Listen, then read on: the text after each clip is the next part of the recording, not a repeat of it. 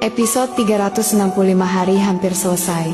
Tanpa sadar 2025 hampir tiba ke penghujung. Ada kisah sedih, ada kisah bahagia. Terima kasih diriku sudah sekuat ini.